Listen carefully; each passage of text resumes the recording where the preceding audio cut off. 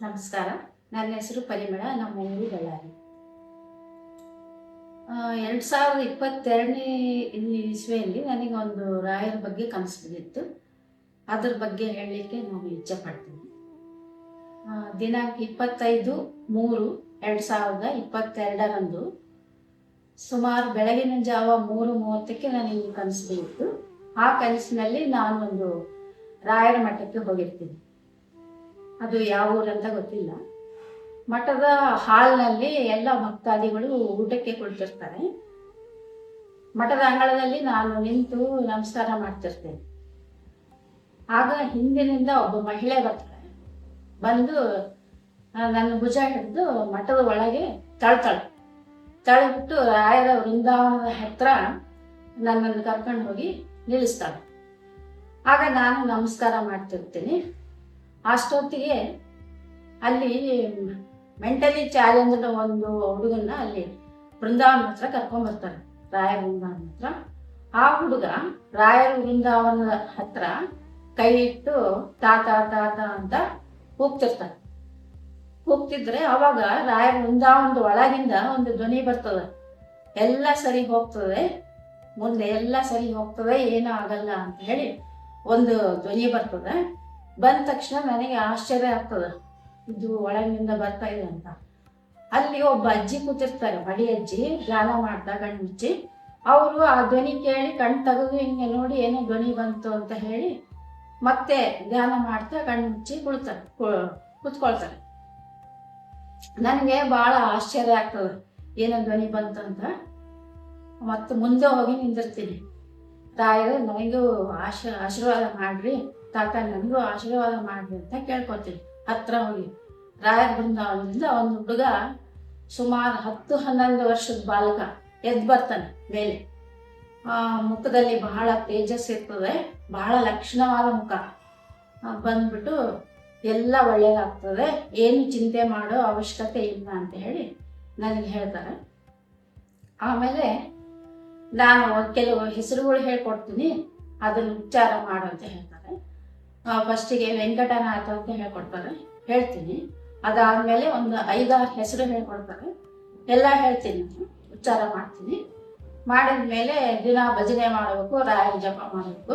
ಭಜನೆಯಲ್ಲಿ ಇದು ಒಂದು ಹಾಡು ಹೇಳಬೇಕು.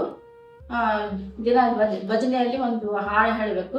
ಕರುಣೆ ಕಾಯೋ ರಾಘವೇಂದ್ರ ಗುರುವೆ, ನೆರೆ ನಂಬಿದವರ ಕಾಮಿತ ಕಲ್ಪ ತರುವೆ. ಅದು ಹೇಳ್ಕೊಡ್ತಾರೆ, ಇದನ್ನ ದಿನ ಹೇಳ್ಕೊಡ್ಬೇಕಂತ ಹೇಳ್ತಾರೆ. ಆಮೇಲೆ ನನಗೆ ಆಶೀರ್ವಾದ ಮಾಡಿ ಹೋಗ್ತಾರೆ. ಆ ಬಾಲಕ ಹೋಗ್ತಾರೆ. ಹೋದ ತಕ್ಷಣ ಇದು ಎಂಥ ಅದ್ಭುತವಾದ ಘಟನೆ ಇದೆ ಅಂತ ಹೇಳಿ ಬರೆದಿಡ್ಬೇಕಂತಂದು ಹೇಳಿ ನಾನು ಡೈರಿ ಹುಡುಕ್ತಿರ್ತೀನಿ. ಅಷ್ಟು ಹೊತ್ತಿಗೆ ಕನಸಿನಿಂದ ಎಚ್ಚರ ಆಗುತ್ತೆ. ಇದಿಷ್ಟು ಕನಸಿನ ಬಗ್ಗೆ ಆಯಿತು. ಕನಸಿನಲ್ಲಿ ರಾಯರ ಬೃಂದಾವನ ನೋಡಿದ್ದು, ಆ ಬಾಲಕ ರೂಪದಲ್ಲಿದ್ದ ರಾಯರಲ್ಲಿ ನನಗೆ ದರ್ಶನ ಆಯಿತು. ಇದೆಲ್ಲ ಆಯಿತು. ಇನ್ನು ಕೆಲವಾರು ಘಟನೆಗಳಿಂದ ನನಗೆ ರಾಯರಿದ್ದಾರೆ ಅನ್ನೋ ಅನುಭವ ಆಗಿದೆ. ಅದನ್ನು ಕೂಡ ಹೇಳ್ತೀನಿ.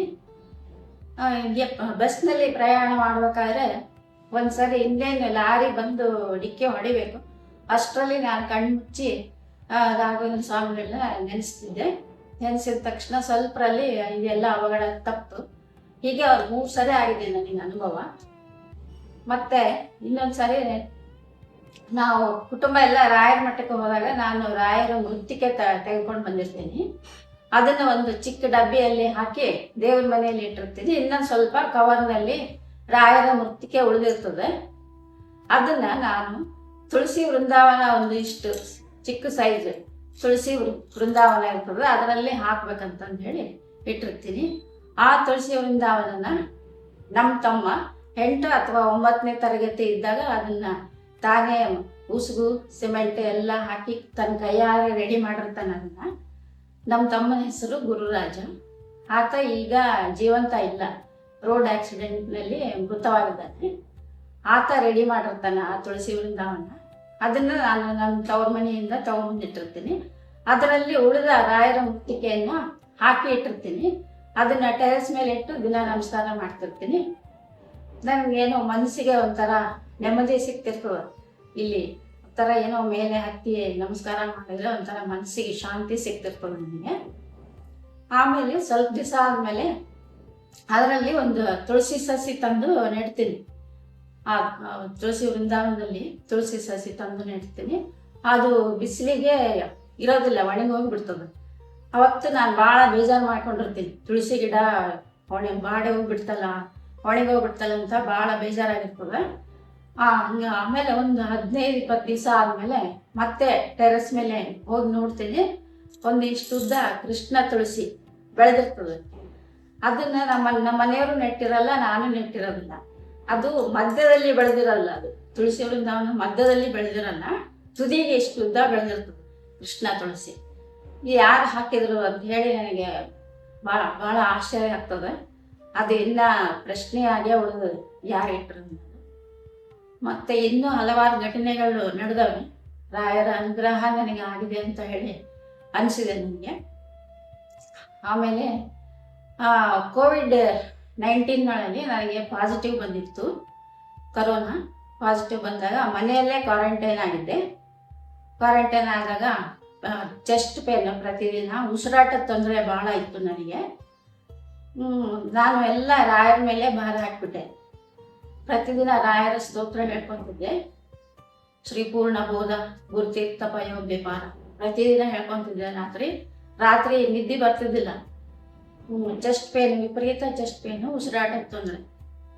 ಆವಾಗ ರಾಯರ ಮೇಲೆ ಎಲ್ಲ ಭಾರ ಹಾಕ್ಬಿಟ್ಟೆ. ನಾನು ಜೀವಂತವಾಗಿರೋದು ಬಿಡೋದೆಲ್ಲ ನಿನಗೆ ಬಿಟ್ಟಿದ್ದು ಅಂತ ಹೇಳಿ ಇವತ್ತು ನಿಮ್ಮ ಮುಂದೆ ಜೀವಂತವಾಗಿ ಮಾತಾಡ್ತಿದ್ದೀನಿ. ಇದಕ್ಕೆಲ್ಲ ರಾಯರ ಕಾರಣ. ಇಷ್ಟೆಲ್ಲ ನನಗೆ ಒಂದು ಆಶೀರ್ವಾದ ಸಿಕ್ಕಿದೆ, ರಾಯರ ಅನುಗ್ರಹ ಆಗಿದೆ, ರಾಯರು ಇದ್ದಾರೆ ಅಂತ ಹೇಳಿ ನನಗೆ ಭಾಳ ಒಂದು ಮನಸ್ಸಿಗೆ ಅನಿಸಿದೆ. ಬಲವಾಗಿ ನಂಬಿನಿ ರಾಯರಿದ್ದಾರಂತ. ನಮಸ್ಕಾರ.